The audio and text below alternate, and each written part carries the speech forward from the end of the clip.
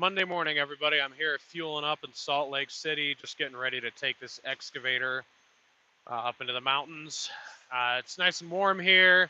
We got some snow last week. I had actually a pretty crazy week of weather. I had to drive across Wyoming, get out to Kansas,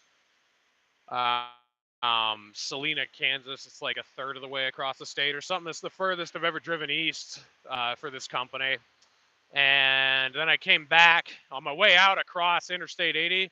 They actually shut the interstate down um, in Rock Springs going east. And then after about half an hour, they opened it up and it was just really slow going.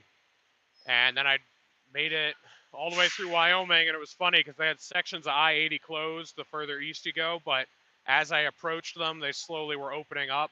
So I made it to Cheyenne the first night and then to Salina and back like 100 miles the second night. And then the third night, make it to, I got back to like, forget what town I was in between Rock Springs and, yeah, Sinclair, Wyoming somewhere. And I spent the night there. But pretty bad weather. Made it back fine. But anyway, this is what I'm hauling today. It's a 330F CAT Excavator. I had to scale this one because I think it weighs pretty close to 80,000 pounds, might be a little bit less, but this truck and trailer together weighs about 50,000, and our annual permit is good for 125. So we're right on the edge somewhere. So I ran it over the scale, and now I'm just fueling up, and then I'll run inside and get the ticket and see how much it actually weighs. But yeah, that's it. Excuse me. I actually do really, really like this job, and a big part of me doesn't want to quit and move back to New Hampshire because the West is just the place to drive truck if you're going to do it. Because the East sucks. All the bridges are low. All the weight restrictions are ridiculous. All the streets are narrow and sharp turns and shit. And then if you're in the Midwest, which I got a little taste of last week, it's just boring as shit. There's just nothing. It's just perfectly straight, perfectly flat. Got nothing but soybeans and corn stalks to look at. So I don't know. It just kind of sucks. The West has big roads, heavy built bridges, high height clearances. The permitting all makes more sense. So it's set up for driving, but it's interesting. You got mountains, canyons, all sorts of natural beauty you get to drive through. So this is the location to do this. I'm really moving back just because things are getting so insane politically, and I feel like I can make a bigger difference there. It's where I'm from. I have family that lives there, and the Free State Project just happens to be taking place there. And speaking of that, Jeremy Kaufman, who's running for Senate in New Hampshire, who's on the board of the Free State Project, who I can't remember if he still is, but he at least was the CEO of Library, which is what Odyssey is a part of. He's going to be on tonight around 9 p.m. Eastern time. It's just basically whenever he gets done with the Free State Project live stream he's doing, he's going to jump on my show. We're going to be talking about his run for Senate, obviously, but then we're also going to be talking about the Free State Project and Odyssey's role in opposing censorship.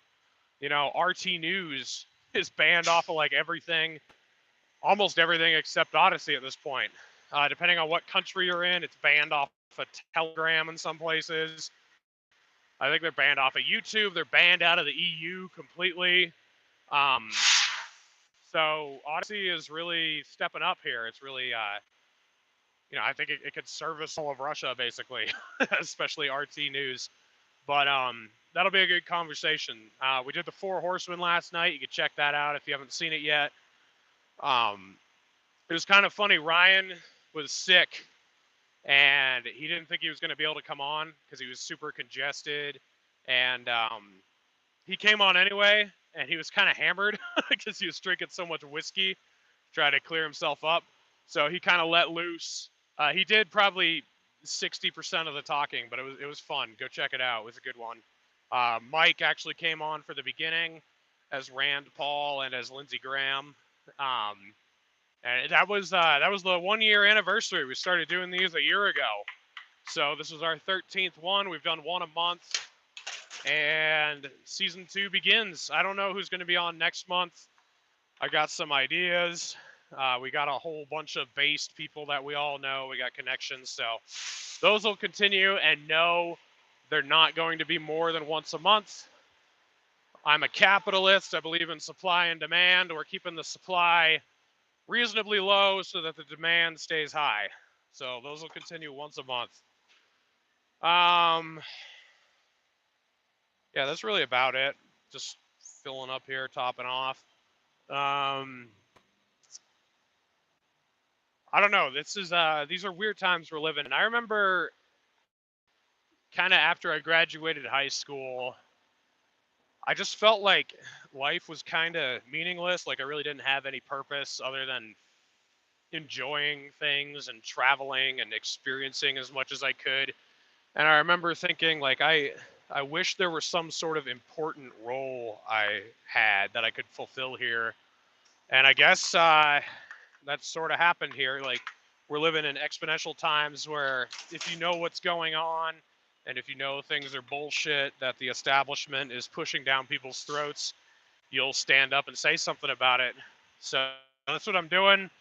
I don't know how long YouTube's going to last. I survived the COVID purge of 2020 and 2021. I didn't talk about, I talked about opposing lockdowns and uh, economic consequences of bailouts in 2020, but I actually started talking about COVID itself more in 2021, and I survived that censorship wave.